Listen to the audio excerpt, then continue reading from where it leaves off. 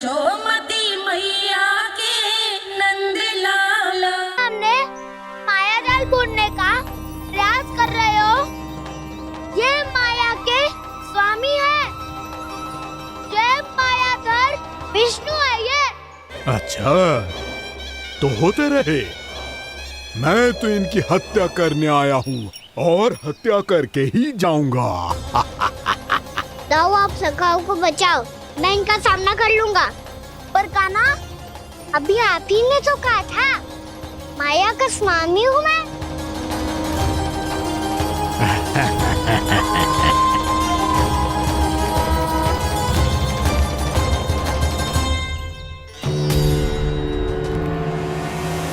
ये तो मथुरा का व्यापारी है। इसको अर्थ वो जो था वो सच में छलिया हो तो कहीं वो नंदमोहन तो ना पहुंच गो। हमें शीघ्र ही गांव जाना पड़ेगा और सबको सावधान करना पड़ेगा। चल।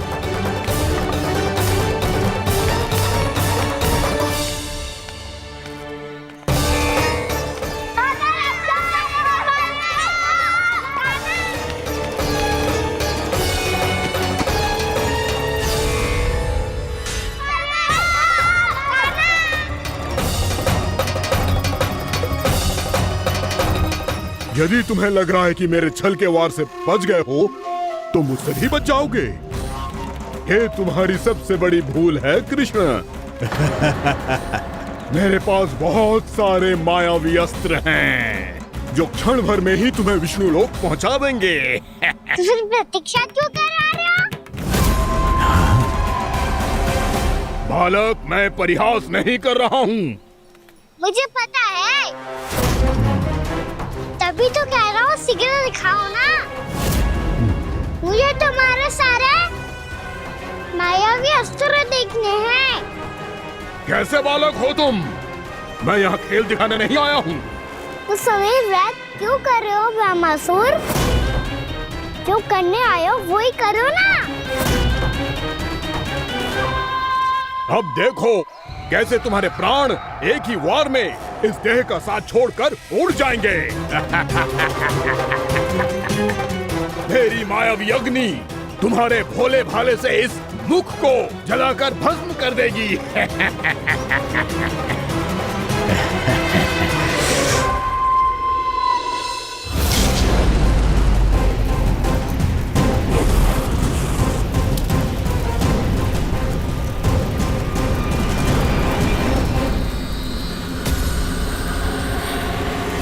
सही कह रही हो ब्रह्मासुर। भोला भाला तो दिखता हूँ मैं, मैया भी यही कहती है।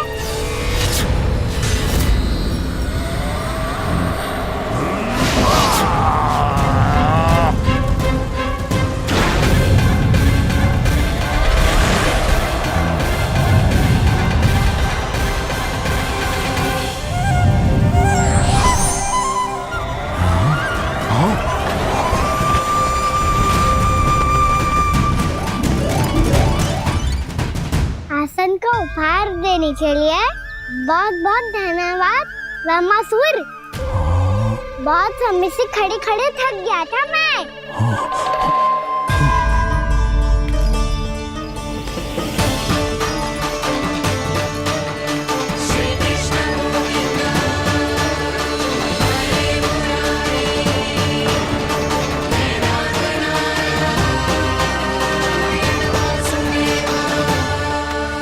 अगला अस्त्र दिखाओ ना।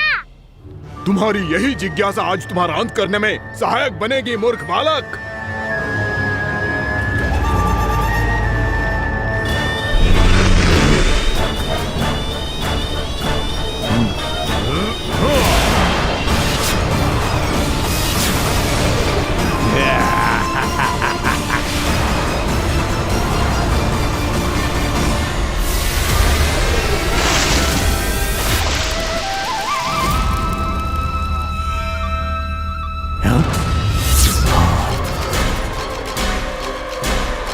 अच्छा, पर प्रक्षालन करना चाहती थे तो पहले क्यों नहीं बताया?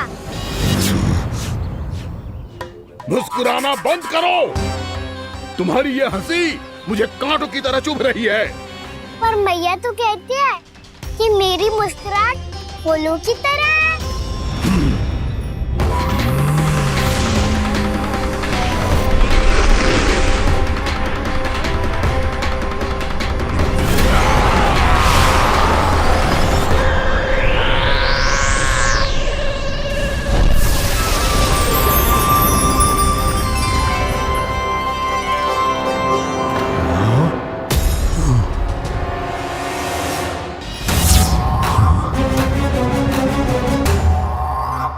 कहा था ना मेरी मुस्कुराहट बिल्कुल इन्हीं फूलों की तरह है। और तुम कर क्या रहे हो वहाँ सर?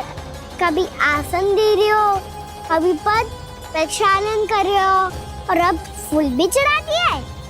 तुम मुझ पे वार करने आए हो कि पूजा करने? तुम्हारी पूजा तो मैं अब ऐसी करूंगा कि तुम मृत्यु के बाद भी मुझे भूल नहीं पाओगे बालक।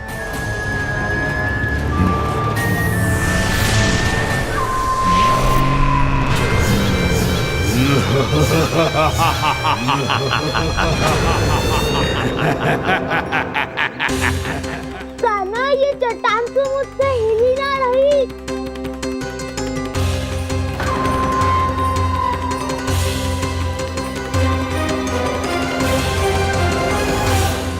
अभी कंदरा के अंदर कुछ क्षणों में ही प्राण वायु समाप्त हो जाएंगे। तुम्हारे सारे सखा एक एक कर अपने प्राण त्याग देंगे और तुम्हारा वध करूंगा मैं।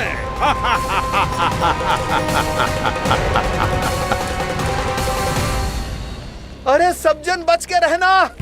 छलिया आया हुआ है वृंदावन में। अरे छलिया आ गया है। वृंदावन में मायावी छलिया। अरे क्या हुआ? कौन छलिया? मायावी छलिया, सबको छलता है वो। हाँ, कुछ भी कर सके है वो। बहुत भयानक। अरे भानु, ठहर जरा, क्या हुआ? बहुत भयानक है वो, बच के रहना सब लोग।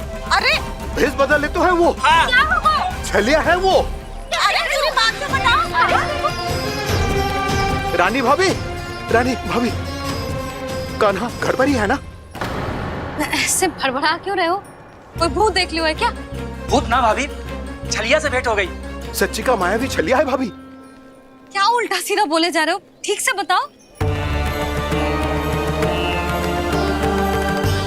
अब बोलो भी। वो कान्हा के पीछे पड़ो है वो। मेरे लल्ला के पीछे? हाँ रानी भाभी, हमारे अचेत होने से पहले हमने उसे ये कहते सुना था कि वो वृंदावन आने वाला है कान्हा से मिलने। हे नारायण, मेरे कान्हा की रक्षा करना। जसोदा जी, मायावी छलिए से बचना बालकों के बस की बात ना है। जीजी, बालक वन में अकेले हैं।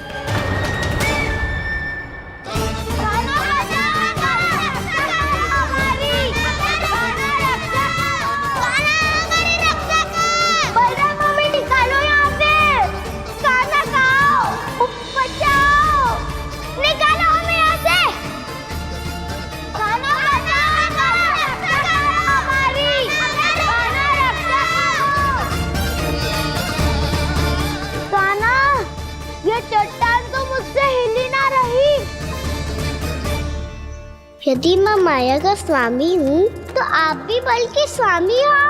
ताऊ, अपनी क्षमता, अपना सामर्थ्य स्मरण करो।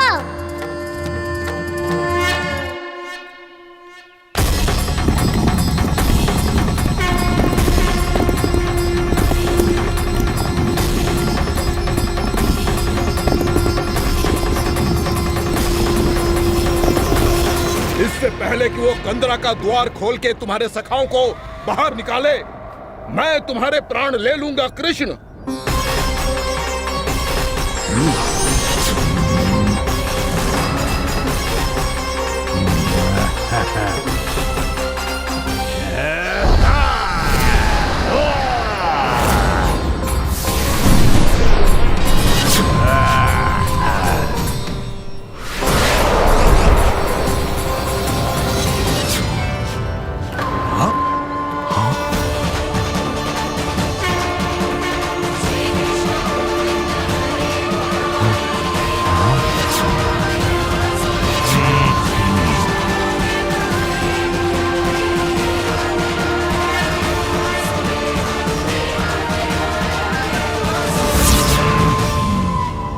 कितनी पूजा करोगे ब्रह्मासुर?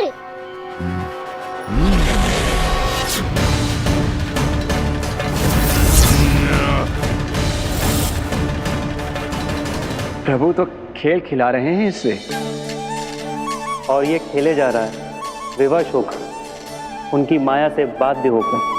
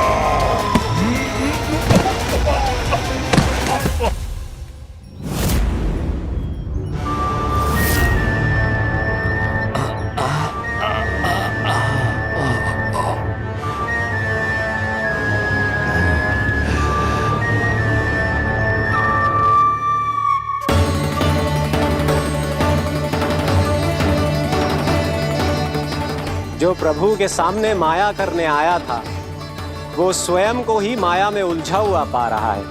नारायण नारायण। लो, अब तो तुमने दंडवत प्रणाम भी कर लिया, माया भी कथा भी उपहार में दे दी।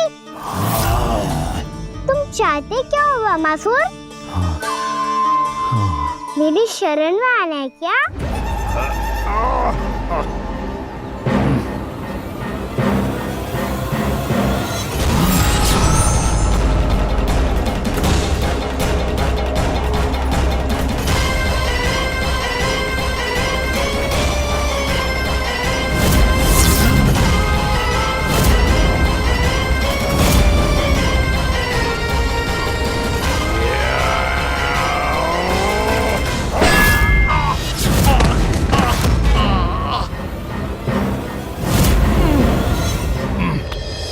सोच विचार का समय ना है हमारे पास। अपने बालकों की रक्षा के लिए इसी क्षण में निकलना होगा, और वो छलिया किसी का भी रूप धारण कर सकते हैं। सुलक्षणा तेरा, शांति तेरा या मेरा, किसी का भी रूप धारण करके हमें भ्रमित कर सकते हो। इसीलिए हमें सतर्क रहना होगा। समझ आई? चलो।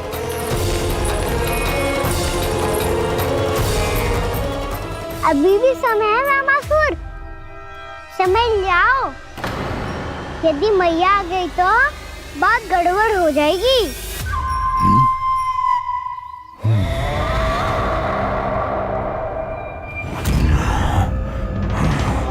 मुझसे झूठ का कोई लाभ नहीं होगा ब्रह्मासुर।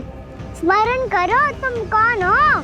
मायासुर का पुत्र हूँ मैं, अपने स्वामी महाराज कंस का सेवक हूँ, और तुम्हारा हूँ मैं काल।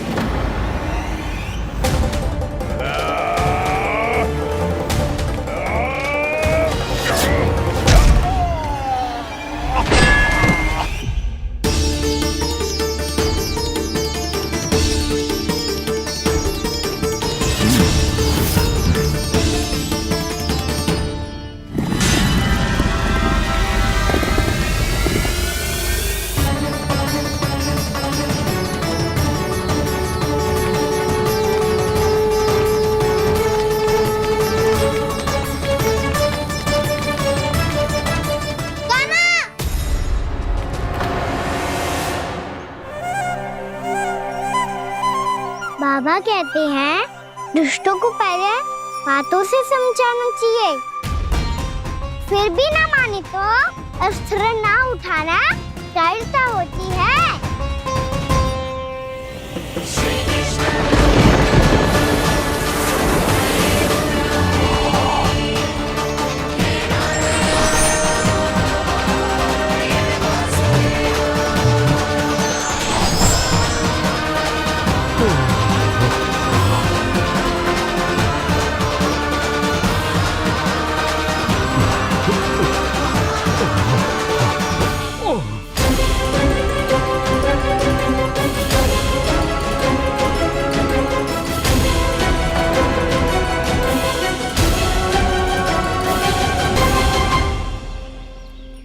पता था मुझे, अपने बाबा के स्वरूप को हानि नहीं पहुंचाओगे। सही कही तुमने। पिता की छवि ही पिता के समान भी आनंदीय होती है। ज़मासुर, ज़मासुर। ये मैं अपने वास्तविक रूप में कैसे आ गया?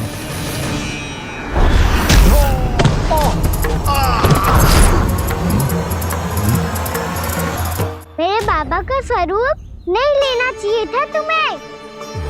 मैया ने सिखाया है, भूल को क्षमा किया जा सकता है, पर जानबूझ के किए गए अपराध के लिए दंड ही एकमात्र निकाल होता है। ये बार बार अपनी मैया का नाम ले रहा है। यदि मैं वो स्वरूप लूं तो अपनी मैया पर वार नहीं कर पाएगा ये।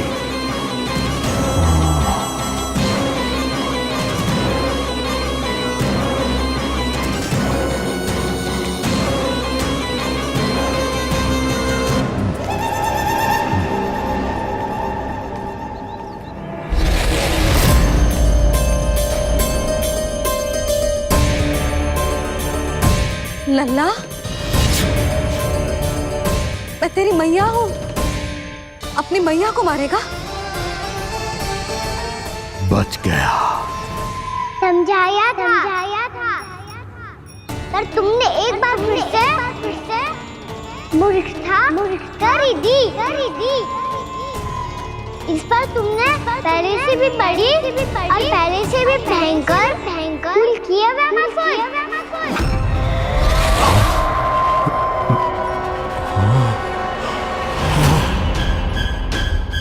ये क्या हो रहा है मुझे? बार बार मेरा रूप क्यों बदल रहा है?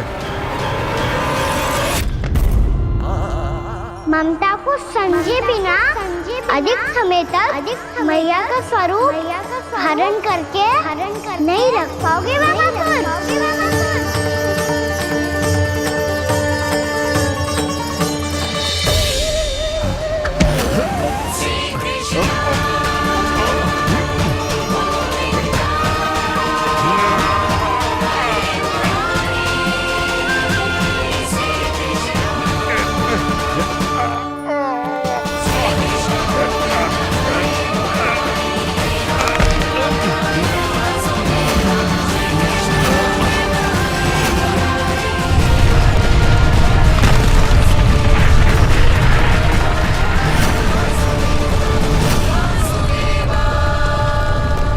प्रभु के क्रोध से धरती भी कांपने लगी है।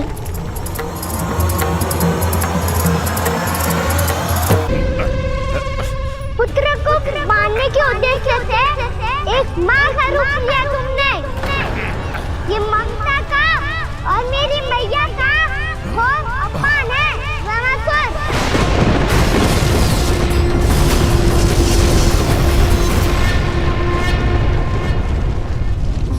इससे पहले इस असुर के कारण निर्दोष प्राणियों का कोई अहित हो, मुझे कुछ करना होगा।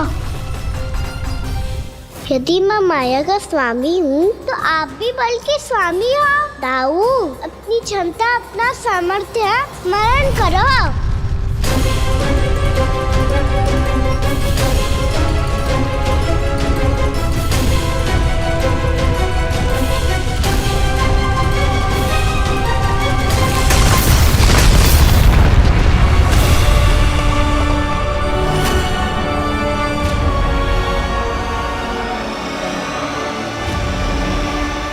अद्भुत बल दाऊ, अद्भुत। अपने बल का उचित प्रयोग करके आपने प्राणियों को हानि होने से बचा लिया और ये भी सिद्ध कर दिया कि इस युग में आपसे अधिक बलवान और कोई नहीं होगा।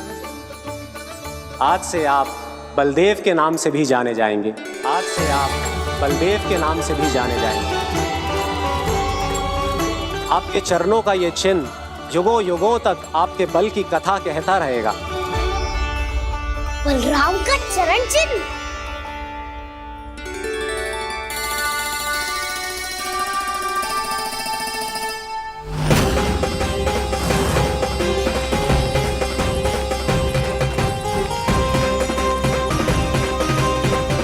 मैं मेरी माया से आज तक कोई नहीं बच पाया है। एक बार मुझे छोड़कर देखो, फिर पता चलेगा कि मैं हूँ कौन। पहले ये तो देख लो कि मैं कौन हूँ।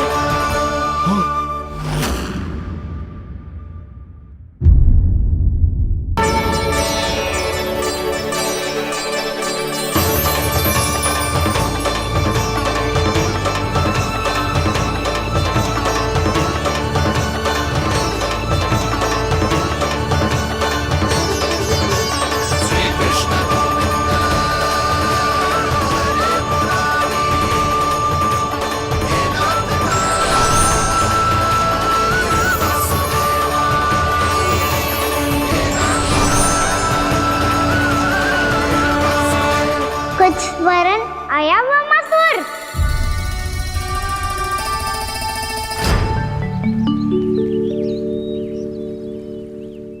बहुत समय पहले की बात है, बहुत बड़े भूमाकर राज करते थे तुम। तुम्हें मान राजा भीमम के नाम से जाना जाता था। सब कुछ था तुम्हारे पास, पर शांति नहीं थी। इसीलिए शांति की खोज में अपना संपूर्ण राज अपने पुत्रों को सौंप कर मलय पर्वत की ओर चल दिए। अनेक वर्षों की तपस्या के बाद तुम्हारे तप की कीर्ति चारों ओर फैलने लगी और फिर सच्चे तपस्वी के रूप में तुम्हारी ख्याति से प्रभावित होकर महर्षि उलट तुमसे भेंट करने आए। राजा भीमरथ, आपने ईश्वर की प्राप्ति के लिए सब कुछ छोड़ दिया, पर अपना अभिमान नहीं छोड़ पाए। इसीलिए मेरे आगमन पर सम्मान के साथ खड़ा होना तो दूर, मेरा अभिवादन भी नहीं किया। अभिमान तपस्वी का गुण नहीं होता है राजन, अभिमान राक्षसी गुण है। इसलिए मैं आपको श्राप देता हूँ कि आप अगले जन्म में एक राक्षस के रूप में जन्म लेंगे, एक राक्षस के रूप में जन्म लेंगे। मुझे क्षमा कर दीजिए महर्षि, मैंने जानबूझकर आपका अपमान नहीं किया है। मैं तो यहाँ पर शांति की खोज में आया था। अपने भीतर के संसार में गहरे सोच विचार में डूबा हुआ था मैं। मुझे क्षमा कर दीजिए महर्षि, मुझे क्षमा कर दीजिए। अपनी भूल का आभास प्रायश्चित की ओर पहला पग होता है। मैं अपना श्राप तो वापस नहीं ले सकता, परंतु आपको एक वचन अवश्य दे सकता हूँ। जब भी प्रभु नारायण का अवतार होगा, आपको उचित समय पे वो वरदान देंगे जिसकी आप लंबे समय से प्रतीक्षा कर रहे हैं।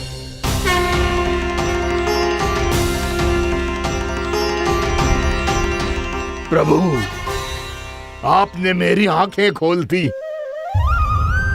अब मुझे पता चल गया है कि आप कौन हैं और मैं कौन हूँ। इसलिए आप मुझ पर कृपा करके अपने चरणों में स्थान दे दीजिए। मुझे वो शांति प्रदान कीजिए जिसकी खोज में मैं वर्षों से भटक रहा हूँ। शांति तो मोक्ष में ही है, इसीलिए मैं तुम्हें मोक्ष का वरदान देता हूँ।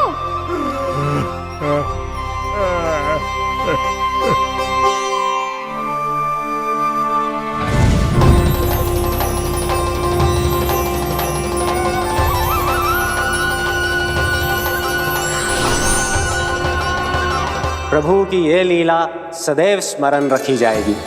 इस स्थान को इनका आशीर्वाद मिलेगा और इस कंदरा को व्योमासुर की कंदरा के रूप में पहचाना जाएगा। भविष्य में अनेक ऋषि मुनियों की शरण स्थली बनेगी ये कंदरा।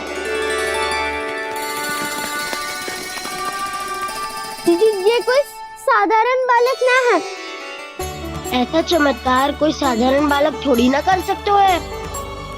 तुम सत्य कह रहे थे बलराम।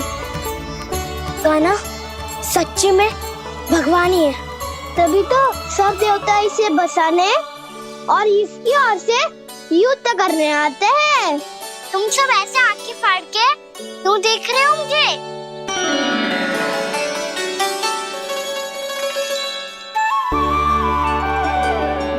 बलराम, तुम बलवान हो और कान्हा भगवान है।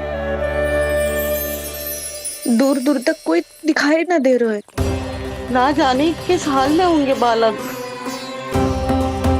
कहीं हम ही तो मार्ग ना भटक गए शीघ्रता के चक्कर में। अब तो एक पग भी ना चलो जा रहे हो। जल, किसी के पास जल है क्या? कंठ तो मेरा भी सूख रहा है मौसी। भाभी, निकट ही जमुना जी है, कहूँ तो वहाँ से जल ले आओ। मैं भी जा रही हूँ भाभी, एक से भले दो। हाँ चल। शीघ्रता से आओ। हाँ।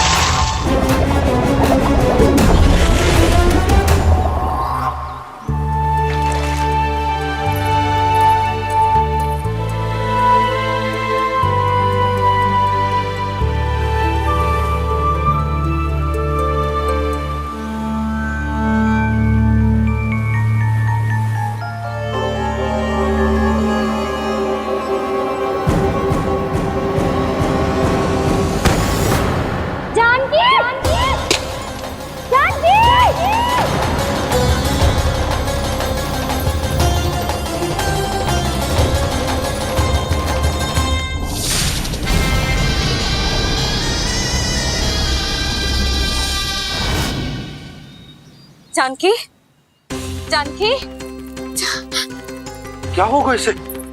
देखो ना जी, अब छलिया की सूचना मिलते ही हम सब बालकों को ढूंढने चली गई और ढूंढते ढूंढते सबको बहुत प्यास लगी आई जी।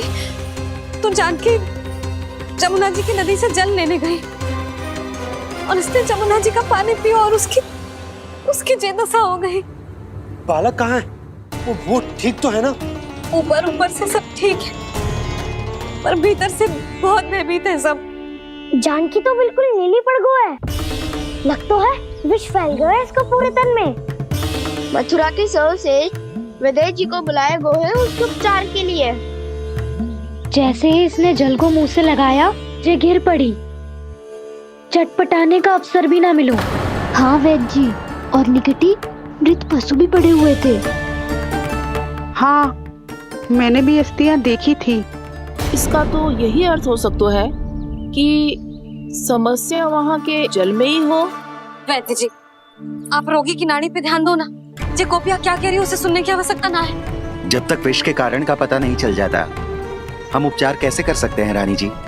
जी, वो निकट ही यमुना जी में एक विशेष क्षेत्र है, ये सब उसी के जल की बात कर रहे हैं। तब तो ऐसा भी हो सकता है कि किसी विषैले सर्प के काटने का प्रभाव हो। पर सर्प के काटने का चिन्ह ना है उसके तन पे। सर्प जब काटता है तब उसके दांत के चिन्ह बन जाते हैं। मुझे पता है, बड़े बड़े सर्प को काटते हुए देखो है मैंने।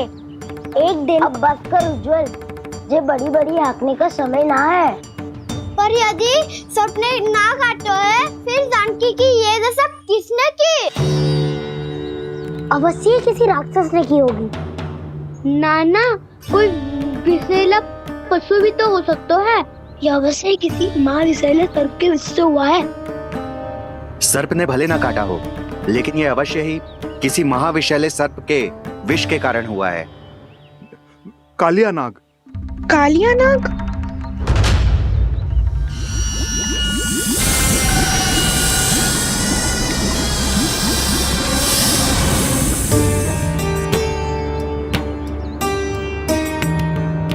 संकेतों से तो ऐसा लगता है कि जानकी ने कालिया नाग के क्षेत्र के विशाल जल पी लियो है। कालिया नाग एक लोक श्रुति है, कल्पना में गढ़ी हुई एक कथा, और कछु न है। हमें जाके पता लगाना पड़ेगा। पर पर हमें वहाँ जाने से मना क्यों है ना बड़ों ने? उज्जवल सही कह रहे हो है। इस समय जानकी के स्वार्थ से अधिक महत्वपूर्ण और कछु ना है। जानकी हमारे लिए ही जलाने गई थी जी, ना मैं उसे जाने देती ना जैसा वो तो। वैद्य जी आप शीघ्र कछु करो, कैसे भी कछु भी करो पर इसके प्राण बचा लो। यशोदा, धैर्य रखो, श्री नारायण पर विश्वास रखो, वो सब ठीक कर देंगे।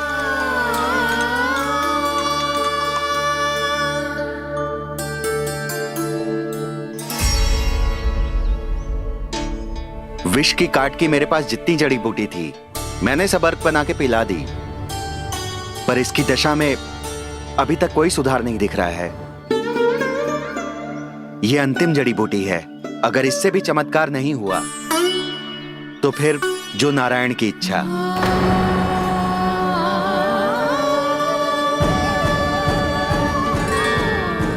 पर कोई तो उपाय होगा जानकी को बचाने का। कान्हा, यदि तुझे किसी औषधि के बारे में पता है हमें बता दे, हम जाके ले आएंगे।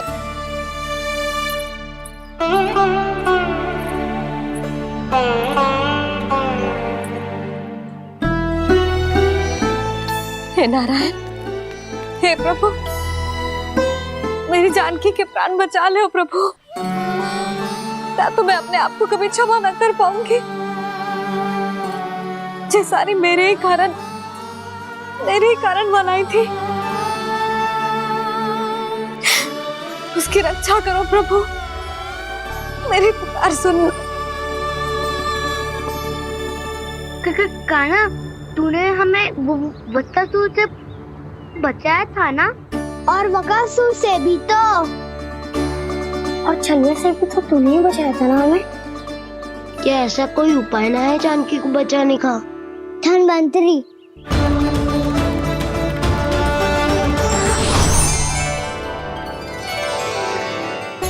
मैं आ गया हूं प्रभु, चिंता मत कीजिए, आपके आदेश का पालन अवश्य होगा। यशोदा मैया,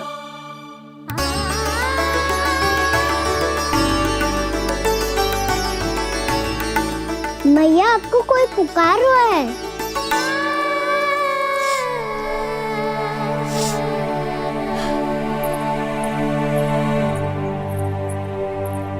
चिंता मत करो मैया, अब धन्वंतरी जी आ गए हैं और सब संभाल लेंगे। धन्वंतरी जी कौन है? जिन्होंने संसार का आयुर्वेद दिया, आरोग्य के देवता, वे श्री नारायण के अवतार।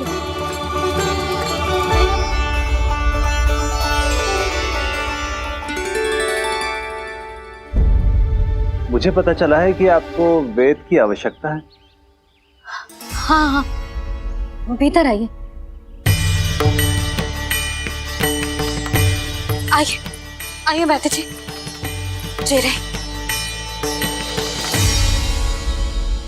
मथुरा का सर्वश्रेष्ठ वैद्य अर्थात मैं यहाँ आ चुका हूँ और रोगी को जितनी औषधि की आवश्यकता थी सब दे चुका हूँ।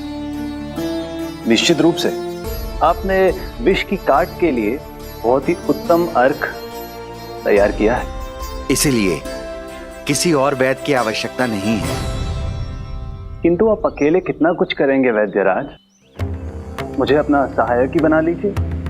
पर जो करना था मैं पहले ही कर चुका हूँ। हाँ, वो तो आप कर चुके हैं, बस रोगी के तन से विष निकालना शेष है ना वैद्यराज? हाँ हाँ, बस वही शेष है। इनके रक्त को विष रहित करने में मैं आपकी सहायता करूंगा। पहले ये संजीवनी मानी जाने वाली इन लाल फूलों की बूटी को भी घिसना है ना?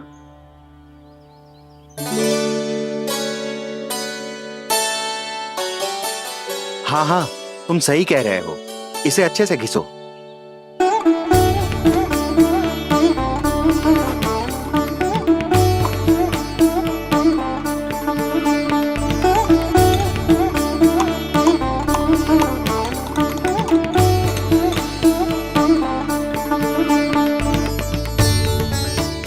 और ये नीले फूलों को भी तो मिलाना है ना? हाँ हाँ, अच्छे सहायक बन सकते हो तुम, ऐसे ही श्रम करते रहो।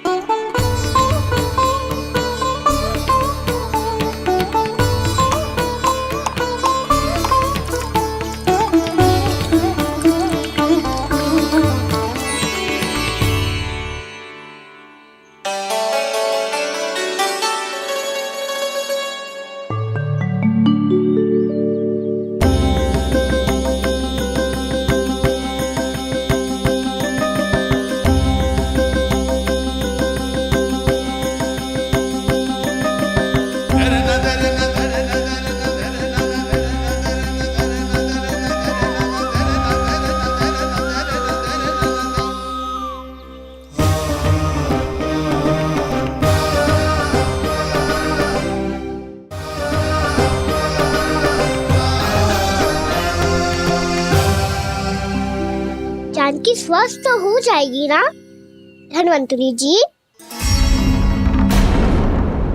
धन्वंतरी? प्रभु, अब मैं क्या करूं? आपने तो स्वयं ही मेरी पहचान उजागर कर दी। जी क्या करो कान्हा? आप सब ऐसे क्यों देख रहे हो? मैया कहती है ना, सभी वेद धन्वंतरी जी का ही रूप होते हैं। वाह कृष्णा, चतुर तो हो तुम। वैसे वास्तविक धन्वंतरी मैं हूँ, मेरा अर्थ है वास्तविक वैद्य मैं हूँ। ये तो मेरा सहायक है, मुझे पूरा विश्वास है बिल्कुल ठीक हो जाएगी। वैसे ही थोड़े ना मुझे मथुरा का सर्वश्रेष्ठ वैद्य कहते हैं लोग।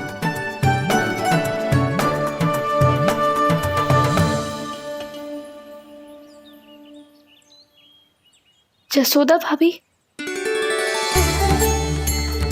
जसोदा जी, जानकी को चेतना आ गई।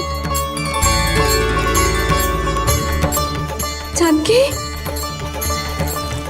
जानकी, जानकी, तू ठीक है ना? क्षमा करना भाभी, मैं आपके लिए जल ना ला पाई। बस बहुत भूख लगी है। मैं अभी कछु लाती हूँ। जानकी माखन खाओगी?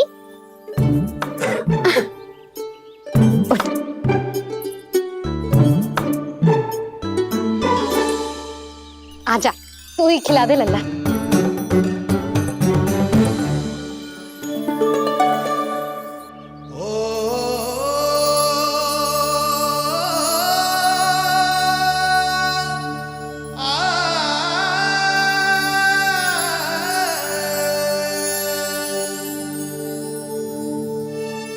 तुम सब मेरे लल्ला को माखन चोर कहती हो ना?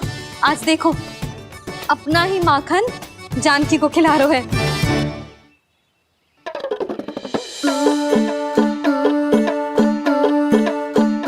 थोड़ा और विश्राम कर लो। सदैव तुम हम सबकी सेवा करती हो, आज मैं तुम्हारी सेवा करूंगा। जानकी की जिज्ञासा तब हुई जब जय यशोदा काकी की सेवा कर रही थी, और अब देखो स्वयं भगवान ही इसकी सेवा कर रहे हैं। जानते हो इससे क्या सिद्ध होता है? जो भी यशोदा मैया की पूजा करेगा, अर्थात अपने माता पिता की सेवा करेगा, उनके साथ सम्मान से व्यवहार करेगा, ईश्वर स्वयं उसका ध्यान रखेंगे। कभी धन्वंतरी के रूप में तो कभी स्वयं कान्हा के रूप में। भक्त और भगवान का देखो कैसा ये अनुराग, स्वयं करे सेवा प्रभु, अद्भुत गोपी का भाग्य। प्रभु इन सब पृथ्वीवासियों से कितना घुल मिल गए। ना तो ये प्रभु को भगवान मानते हैं और ना ही प्रभु अपने आप को इनसे सर्वश्रेष्ठ समझते हैं। अपने आचरण से ये सिद्ध कर रहे हैं कि ये सभी में हैं और सभी इनका ही अंश है।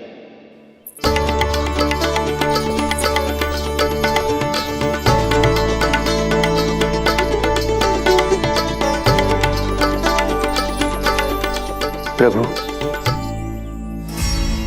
अब मुझे जाने की आज्ञा दीजिए।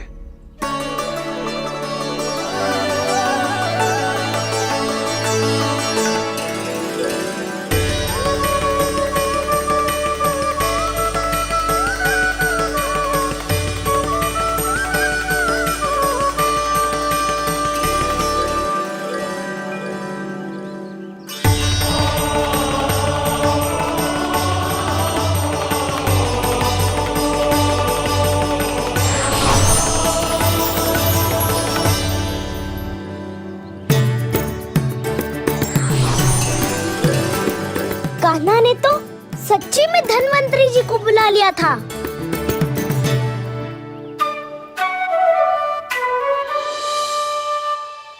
जब से कान्हा का जन्म हुआ है ना, मैं तब से देख रही हूँ, तब से हम पे कोई भी संकट आती है ना, तो अचानक से कोई अपरिचित हमारी सहायता करने आ जाता है, और जाते समय कान्हा की आज्ञा लेके जाते है, और कभी कभी तो इसे प्रभु बोल के जाते है। बाबा संभालो।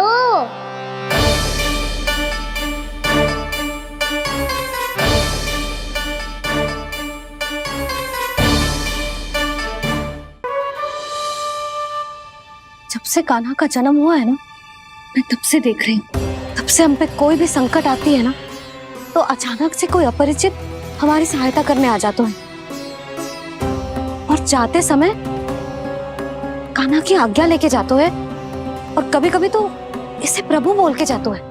बाबा संभालो।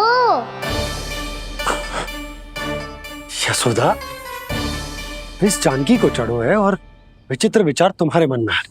अरे सब जानते हैं कि हमारा परिवार राजसी, तुम्हें पता ना चलता हो पर हमारे कान्हा को सब राजकुमार ही समझते हैं देखकर, इसीलिए उसे सम्मान देने के लिए सब ऐसा ही करते हैं, और कोई बात ना है।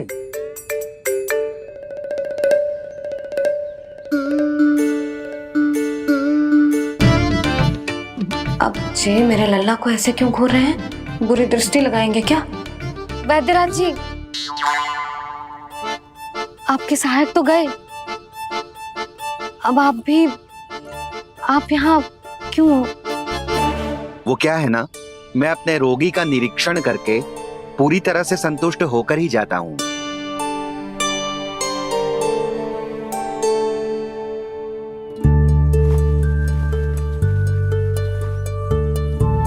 हाँ, संकेत तो अच्छे हैं, कल सुबह तक बिल्कुल ठीक हो जाएगी। धन्यवाद वैद्य जी।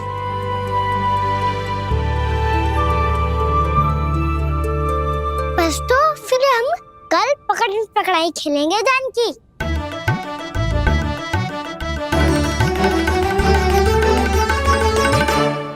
भानु, बंसी, जाकर उस क्षेत्र के चारों ओर बाड़ बनवा दो और वहां सूचना पट्ट भी लगा देना, ताकि जानकी के साथ जो हुआ है वो किसी और के साथ ना हो। शीघ्र जाओ। जी ठीक है।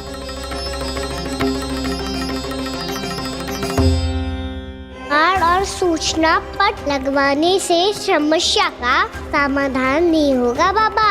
निर्दोष पशु सूचना पट देखकर भी कुछ समझ नहीं पाएंगे।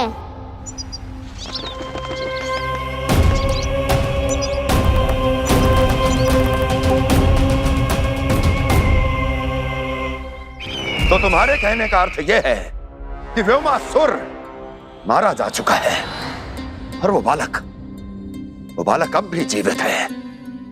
हाँ महाराज, मैंने गोप बालकों को कहते सुना था कि कृष्ण ने छलिया को मोक्ष दे दिया है, पर वृंदावन सुरक्षित नहीं है महाराज। वो एक बहुत बड़ी समस्या से जूझ रहे हैं। कैसी समस्या? गांव के निकट क्षेत्र में किसी विषैले सर्प का निवास है। उसके विष का प्रभाव इतना भयानक है महाराज, जैसे विष ना हो, स्वयं हलाहल हो। मेरी कोई भी औषधि रोगी का उपचार नहीं कर पा रही थी। निकट के क्षेत्र में कहाँ है वो सर्प? गोप मानते हैं कि वो सर्प गांव के निकट यमुना नदी के जल में रहता है। मुझे तो लगता है महाराज, ये कालिया नाग की कथा कोई किंवदंती या लोक श्रुति नहीं, एक सच्चाई है, एक विषैली सच्चाई।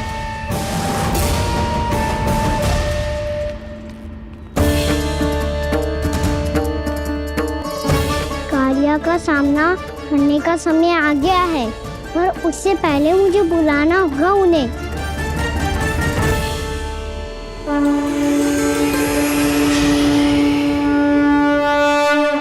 संसार के दारुण भय का नाश करने वाले, सभी कष्टों का हरण करने वाले, विश्व का समस्त ऐश्वर्य प्रदान करने वाले, कमल जैसे लोचन, मुख और चरणों वाले आजानुभुज श्री राम को मैं बार बार नमस्कार करता हूँ। आपदामपहर्तारं दातारं सर्व संपदा लोकाभिरामं श्री रामं भूयो भूयो नमाम्यहम्। काकभुसुंडी काकभुसुंडी काकभुसुंडी। प्रभु क्षमा करें, मुझे जाना होगा।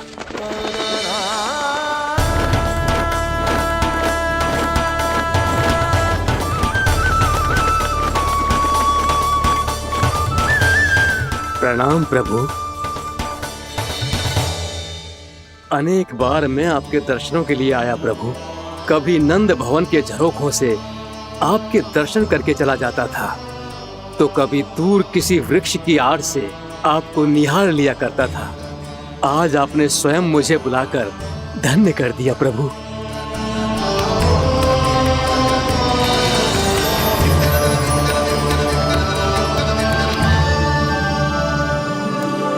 मैंने आपको यहाँ एक विशेष कारण से बुलाया है। आपके श्राप से इस कालिया नाग को मुक्त करने का समय आ गया है। ये तो बहुत ही उत्तम समाचार है प्रभु। इतने वर्ष बीत गए, मुझे आज भी स्मरण है वो दिन जब मैंने उन्हें श्राप दिया था। अपने क्रोध पर नियंत्रण खोकर बहुत बड़ी भूल कर दी थी मैंने प्रभु। बीती हुई घटनाओं पर दुखी होके कोई लाभ नहीं है।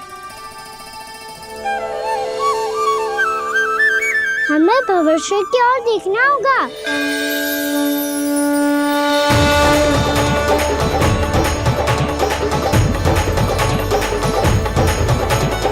आदेश कीजिए प्रभु, क्या आज्ञा है आपकी? जब मैं कालिया नाग का सामना करने जाऊं, तो आप यही रहेगा। आपको अपने आप पता चल जाएगा कि कब क्या करना है।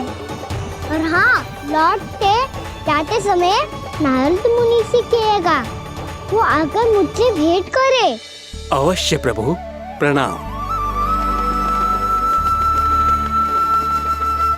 क्या इसने सच्ची में देवर्षि नारद को बुलाया है? नारायण नारायण। आपको संदेश भेजने की आवश्यकता नहीं थी। आप स्मरण करते और मैं चला आता। तुम्हारा कल्याण हो नारद।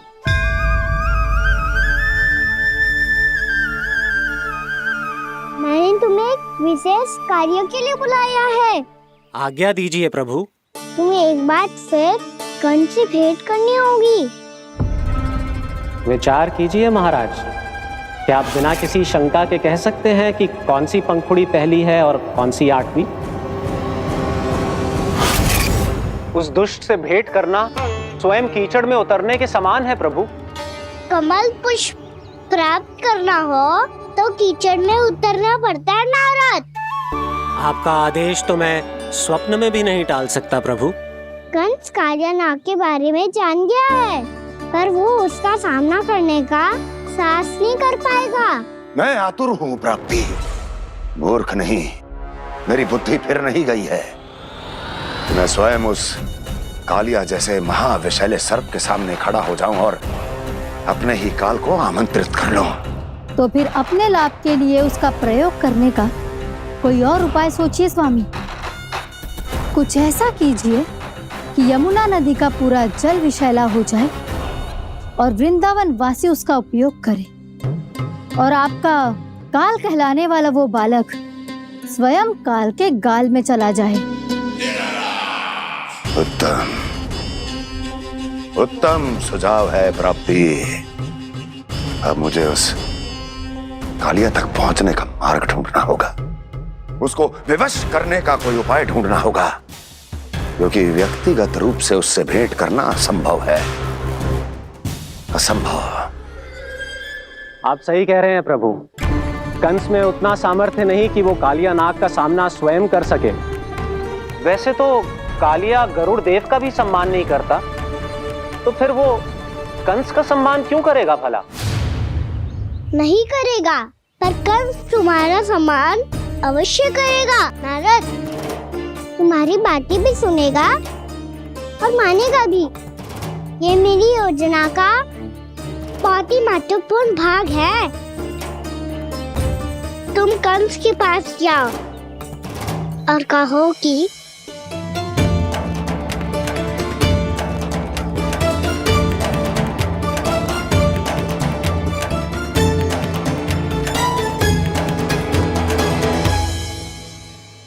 संतान अपने माता पिता को तीर्थ का सौभाग्य दिलाती, और मेरा लल्ला कितना महान कि उसने हमारे घर को ही तीर्थ बना दिया।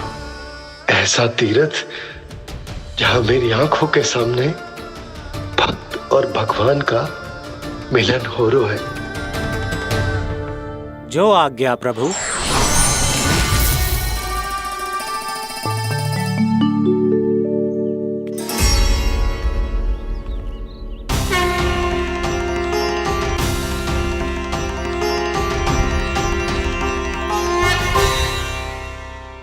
बाबा, कान्हा, ये सब क्या चल रहा है? पहले काग भुसुंडी जी और फिर जे नारद जी। क्या योजना बना रहे हो तुम? कान्हा, बताना लल्ला, क्या सोच रहे तू? कान्हा देख, अगर तुझे अपने बाबा को ना बताना हो ना, अपने भक्त को बता दे। क्या सोच रहे हो लल्ला? क्या करने वाले हो आप?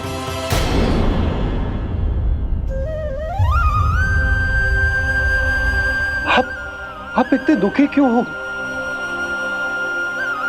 कान्हा, कान्हा, क्या होगा? क्योंकि मुझे आभास हो गया है बाबा, समय आने वाला है। कौन सा समय आने वाला है लल्ला? शीघ्र सब कुछ बदलने वाला है। भैया को मेरा सत्य पता चल जाएगा बाबा।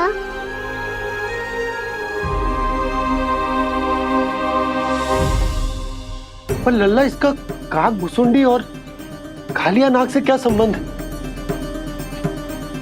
ऐसा क्या हुआ था और क्या होने वाला है?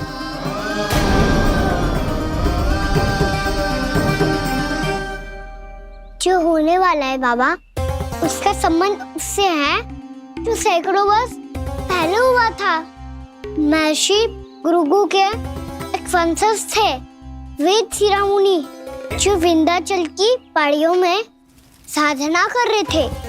तभी वहाँ अश्वशिरा नाम के एक दूसरे मुनि आमंत्रण के बिना ही आ गए। कितना सुंदर और शांतिपूर्ण आश्रम है। यहाँ प्रभु की साधना करने में बहुत आनंद आएगा। शीघ्र ही अश्वशिरा मुनि उपस्थिति के कारण होने वाले व्यवधान से बाध्य होकर वेद शिरोमणि ने अपनी आंखें खोली। कौन हो तुम और यहाँ क्या कर रहे हो? आपके आश्रम में बहुत शांति है मुनिवर। साधना करने के लिए बहुत ही उत्तम स्थान है ये। मैं चाहता हूँ कि मैं भी यहाँ। आप यहाँ साधना करना चाहते हैं, लेकिन इतना भी नहीं जानते कि किसी के आश्रम में प्रवेश करने से पहले उसकी आज्ञा लेनी चाहिए। आप ये भी नहीं जानते कि यदि कोई यज्ञ कर रहा हो तो बिना अनुमति के वहाँ प्रवेश करने से उसकी यज्ञ साधना भंग हो सकती है। आप क्या साधना करेंगे मुनि? आप तो साधना के योग्य ही नहीं हैं। इतना अपमान! एक मुनि के मुख से इतने कड़वे शब्द शोभा नहीं देते। मैं तुम्हें श्राप देता हूँ, जितनी विषैली तुम्हारी जिह्वा है उतने ही विषैले सर्प बन जाओ तुम। और ऐसा सर्प जो सांस भी ले तो निकट का वातावरण दूषित हो जाए। तुम्हारे इस दुस्साहस के लिए मैं तुम्हें श्राप देता हूँ कि तुम अभी इसी क्षण कौवा बन जाओ, और ऐसा कौवा जो कांव कांव करके अनर्गल प्रलाप करता रहे।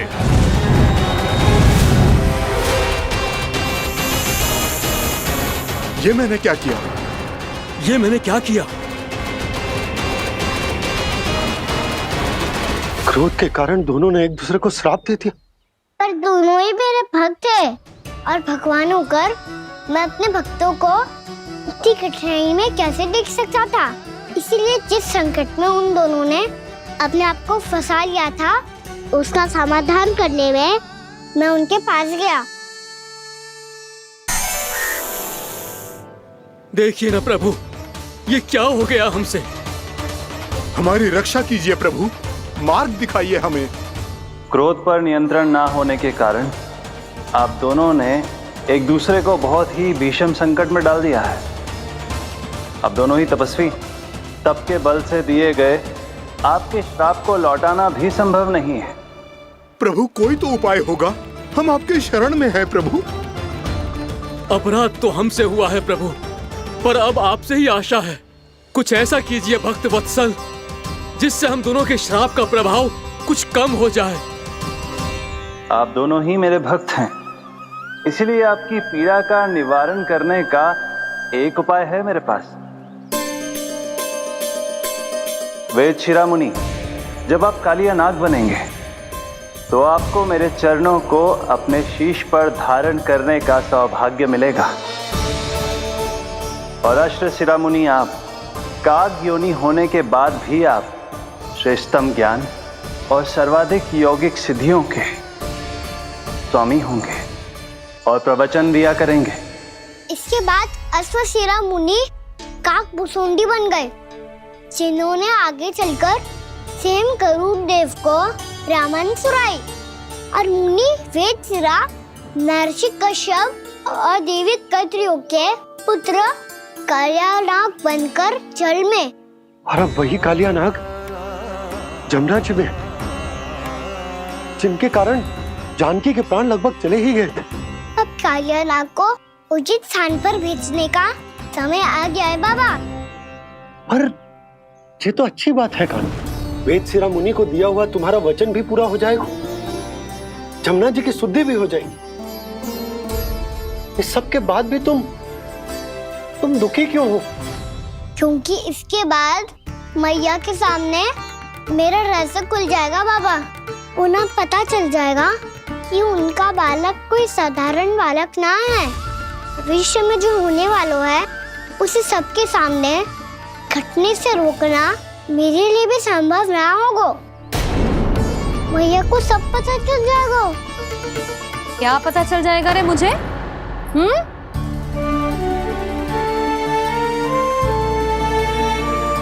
यही कि सबसे अधिक प्रेम मैं आपसे ही करता हूँ। अब बस भी कर, चलो भोजन के लिए बुलाने आई थी तुम दोनों को। भूखा थोड़े ना रहने दूंगी अपने लल्ला को, मेरा लल्ला दुर्बल हो जाएगा ना। आप खिलाओगे तो ही खाऊंगा। हाँ ठीक है, मैं ही खिलाऊंगी। अब चल, आओ जी चल।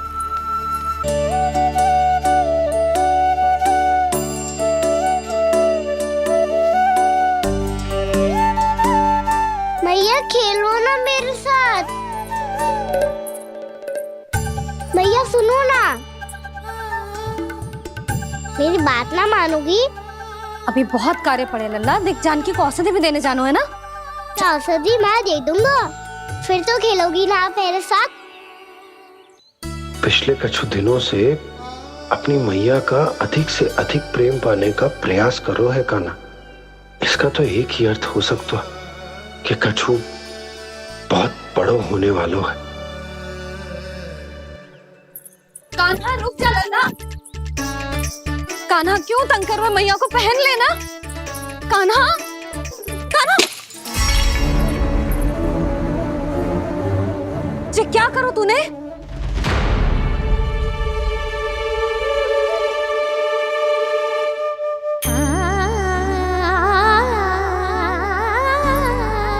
अच्छा ठीक है, अब मुंह लटकाने की आवश्यकता ना है। ये ले।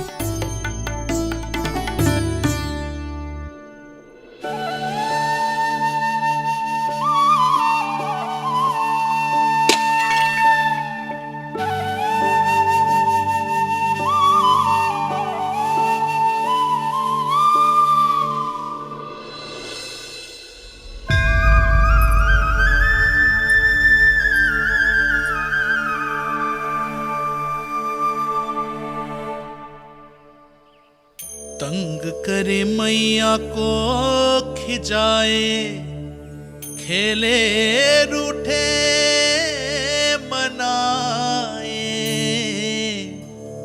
लीला अनोखी करके शरारत, कान्हा दंड भी पाए।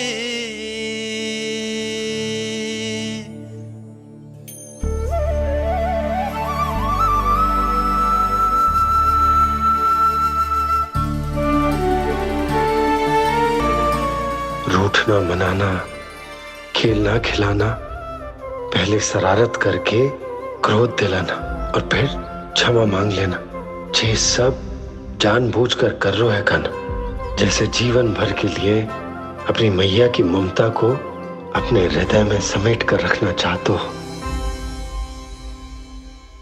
कैसे कैसे करूं उस कालिया से मित्रता, कैसे करूं उसका उपयोग?